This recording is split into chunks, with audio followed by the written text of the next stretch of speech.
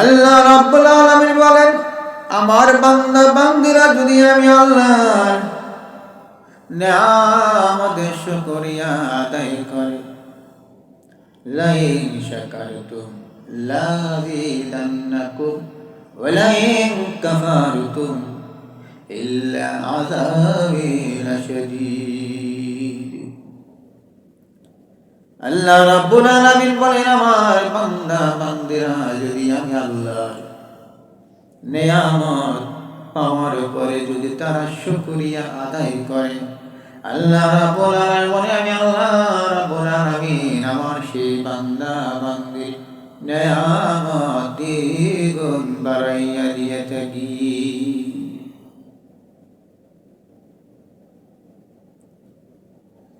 আল্লাহু আকবার।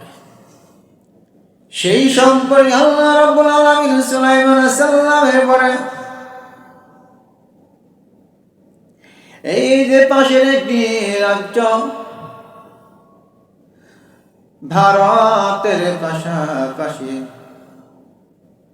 আবার বাংলাদেশের পাশাপাশি নাম তার ইয়ামান রাজ্য। এই ইয়ামান রাজ্য আল্লাহ তাআলা এত সুন্দর করে সাজিয়ে দিয়েছিলেন, এত মনোমুগ্ধময় করে দিয়েছিলেন।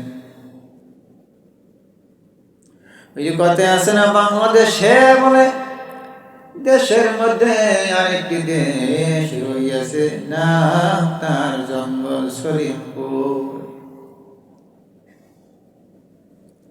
ওই রকম করে আল্লাহ রাব্বুল আলামিন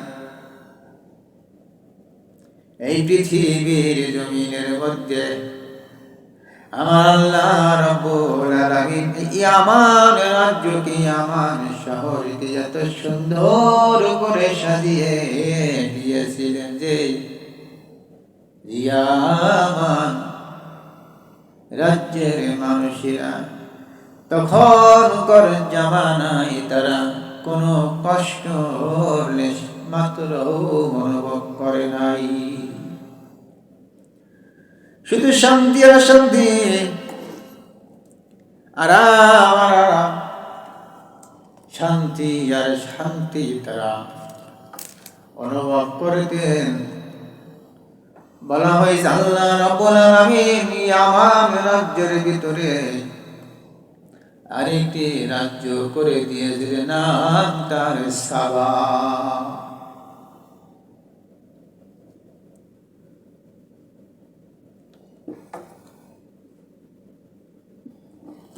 এই সাবার মধ্যে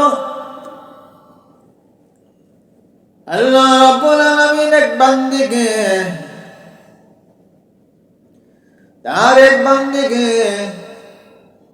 ওই ইয়ামান রাজ্যের মধ্যে সাবা নামক একটি জায়গা আছে। সে সাবা নামক জায়গার মধ্যে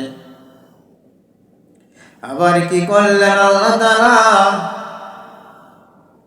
এমন একজন সৌন্দর্যময়ী নারী কি আল্লাহ তাআলা আবির্ভাব ঘটাইয়া দিলেন।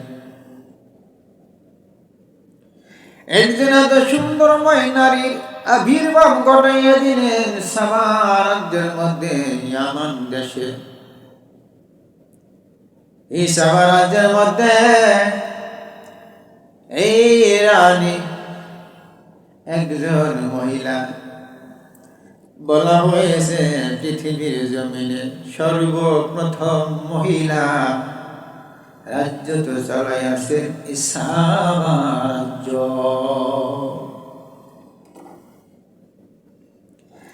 এই সাবা রাজ্যের মধ্যে আল্লাহ রাব্বুল আলামিন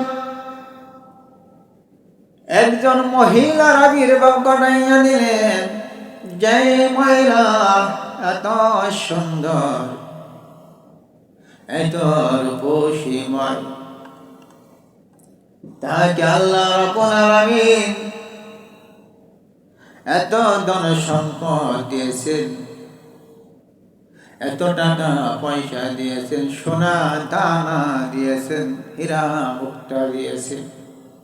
কোনো কিছু কম রাখে নাই। আল্লাহ রাব্বুল আলামিন বলেন, আমি আমার এই বান্দিকে রূপ দিয়েছি, সম্মান দিয়েছি, ইজ্জত দিয়েছি, এমন কি করেছি তাকে বিলাস বহন ঘর বাড়ি দিয়েছি। কেননা শুধু আমি আল্লাহ রাব্বুল আলামিন পরীক্ষা করা